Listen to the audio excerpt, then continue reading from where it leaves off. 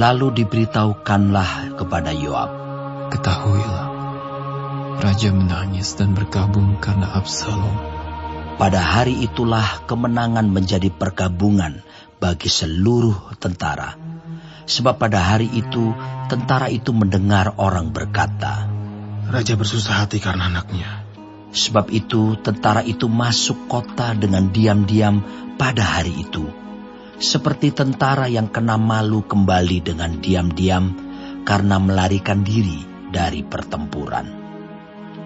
Raja menyelubungi mukanya, dan dengan suara nyaring merataplah raja, "Anakku, Absalom, Absalom, anakku, anakku."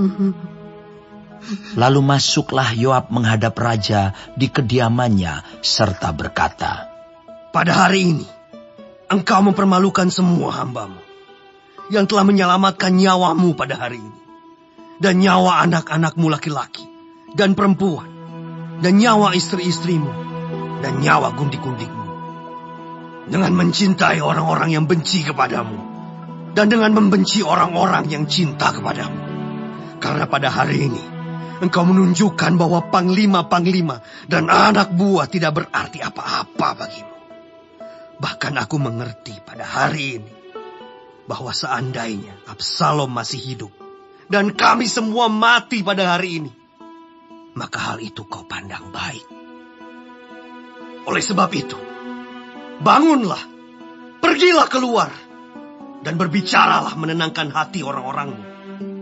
Sebab aku bersumpah demi Tuhan, apabila engkau tidak keluar, maka seorang pun tidak akan ada yang tinggal bersama-sama dengan engkau pada malam ini. Dan hal ini berarti celaka bagimu, melebihi segala celaka yang telah kau alami sejak kecilmu sampai sekarang." Lalu bangunlah raja dan duduk di pintu gerbang. Maka diberitahukanlah kepada seluruh rakyat demikian, "Ketahuilah, raja duduk di pintu gerbang." Kemudian datanglah seluruh rakyat itu menghadap raja. Adapun orang Israel sudah melarikan diri masing-masing ke kemahnya. Seluruh rakyat dari semua suku Israel berbantah-bantah, katanya, "Raja telah melepaskan kita dari tangan musuh kita. Dialah yang telah menyelamatkan kita dari tangan orang Filistin. Dan sekarang ia sudah melarikan diri dari dalam negeri karena Absalom. Tetapi Absalom yang telah kita urapi untuk memerintah kita sudah mati dalam pertempuran. Maka sekarang, mengapa kamu berdiam diri dengan tidak membawa raja kembali?" Raja Daud telah menyuruh orang kepada Zadok dan Abiatar, imam-imam itu, dengan pesan, "Berbicaralah kepada para tua-tua Yehuda demikian. Mengapa kamu menjadi yang terakhir untuk membawa raja kembali ke istananya? sebab perkataan seluruh Israel telah sampai kepada raja. Kamulah saudara-saudaraku, kamulah darah dagingku. Mengapa kamu menjadi yang terakhir untuk membawa raja kembali?" Dan kepada Amasa haruslah kamu katakan, "Bukankah engkau darah dagingku? Beginilah kiranya Allah menghukum aku, bahkan lebih lagi daripada itu, jika engkau tidak tetap menjadi panglimaku menggantikan Yoab." Demikianlah dibelokkannya hati semua orang Yehuda secara serentak, sehingga mereka menyuruh menyampaikan kepada raja pesan ini. "Kembalilah, tuanku, dan semua anak buahmu." Lalu berangkatlah raja pulang, dan sampailah ia ke tepi sungai Yordan. Sementara itu orang Yehuda telah sampai ke Gilgal untuk menyongsong raja dan untuk membawa raja menyeberang sungai Yordan. Juga Simei bin Gera, orang Benyamin yang dari Bahurim itu, cepat-cepat datang bersama-sama dengan orang-orang Yehuda untuk menyongsong Raja Daud. Juga ada 1.000 orang dari daerah Benyamin bersama-sama dengan dia. Dan Ziba, hamba keluarga Saul, dan ke-15 anaknya laki-laki dan ke-20 hambanya bersama-sama dengan dia datang tergesa-gesa ke sungai Yordan mendahului raja. Lalu menyeberang dari tempat penyeberangan untuk menyeberangkan keluarga raja dan untuk melakukan apa yang dipandangnya baik.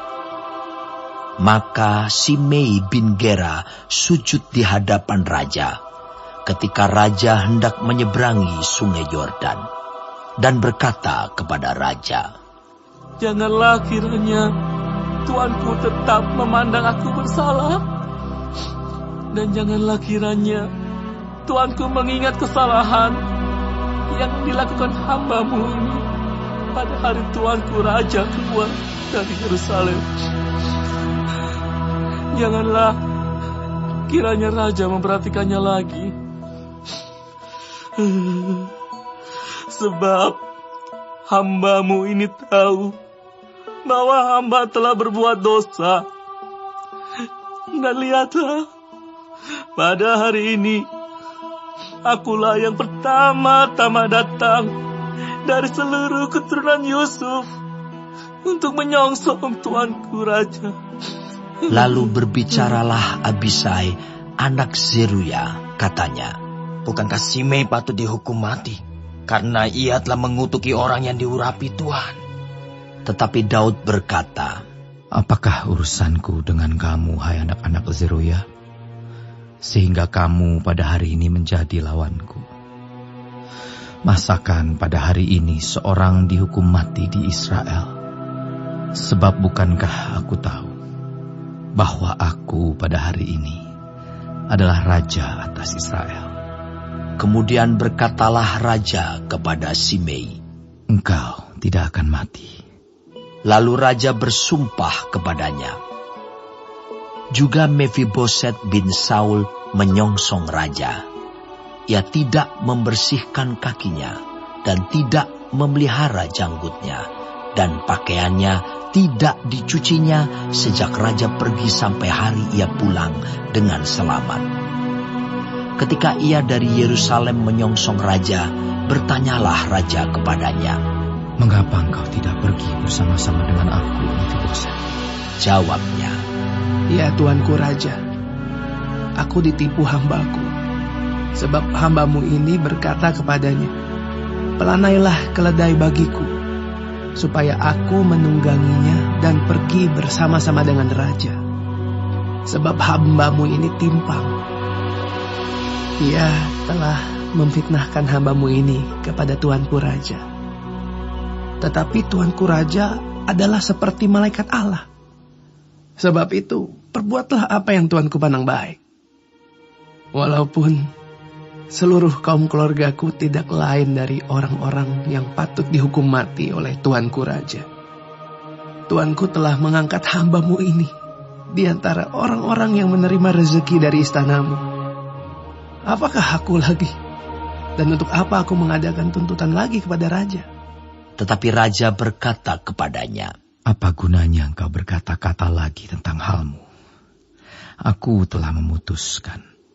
Engkau dan Ziba harus berbagi ladang itu. Lalu berkatalah Mefiboset kepada raja, Biarlah ia mengambil semuanya, sebab tuanku raja sudah pulang dengan selamat. Juga Barzilai orang Gilead itu telah datang dari Ragelim dan ikut bersama-sama raja ke sungai Yordan untuk mengantarkannya sampai di sana. Barzilai itu sudah sangat tua, 80 tahun umurnya. Ia menyediakan makanan bagi raja selama ia tinggal di Mahanaim, sebab ia seorang yang sangat kaya. Berkatalah raja kepada Barzilai, Ikutlah aku. Aku akan memelihara engkau di tempatku di Yerusalem. Tetapi Barzilai menjawab raja, Berapa tahun lagikah aku hidup, sehingga aku harus pergi bersama-sama dengan raja ke Yerusalem. Sekarang ini aku telah berumur 80 tahun. Masakan aku masih dapat membedakan antara yang baik dan yang tidak baik? Atau masih dapatkah hamba-Mu ini merasai apa yang hamba makan atau apa yang hamba minum? Atau masih dapatkah aku mendengarkan suara penyanyi laki-laki dan penyanyi perempuan? Apa gunanya hamba-Mu ini lagi menjadi beban bagi Tuanku Raja? Sepotong jalan saja hamba-Mu ini berjalan ke seberang Sungai Yordan bersama-sama dengan Raja. Mengapa Raja memberikan ganjaran yang sedemikian kepadaku? Biarkanlah hamba-Mu ini pulang, sehingga aku dapat mati di kotaku sendiri, dekat kubur ayahku dan ibuku. Tetapi inilah hamba-Mu Kimham. Ia boleh ikut dengan Tuanku Raja. Perbuatlah kepadanya apa yang Tuanku pandang baik. Lalu berbicaralah Raja. Baiklah, Kimham ikut dengan aku. Aku akan berbuat kepadanya apa yang kau pandang baik. Dan segala yang kau kehendaki daripadaku akan kulakukan untukmu. Kemudian seluruh rakyat menyeberangi Sungai Yordan. Juga Raja menyeberang setelah berpamitan dengan Barzilai dengan ciuman. Lalu orang ini pun pulanglah ke tempat kediamannya. Sesudah itu berjalanlah Raja terus ke Gilgal dan Kimham ikut dengan dia. Seluruh rakyat Yehuda bersama-sama setengah dari rakyat Israel telah mengantarkan Raja. Tetapi seluruh orang Israel datang menghadap Raja dan berkata kepada Raja, "Mengapa saudara-saudara kami, orang-orang Yehuda itu, menculik Raja dan membawa dia menyeberangi Sungai Yordan dengan keluarganya, dan semua orang Daud yang menyertai dia?" Lalu semua orang Yehuda menjawab orang-orang Israel itu, "Oleh karena Raja kerabat kami. Mengapa kamu menjadi marah karena hal ini? Apakah kami makan apa-apa atas biaya Raja? Apakah kami mendapat keuntungan?" Tetapi orang-orang Israel itu menjawab orang-orang Yehuda, "Kami 10 kali lebih berhak atas Raja. Sebagai anak sulung, kami melebihi kamu. Mengapa kamu memandang kami rendah? Bukankah kami yang pertama-tama harus membawa Raja kami kembali?" Tetapi perkataan orang-orang Yehuda itu lebih pedas daripada perkataan orang-orang Israel.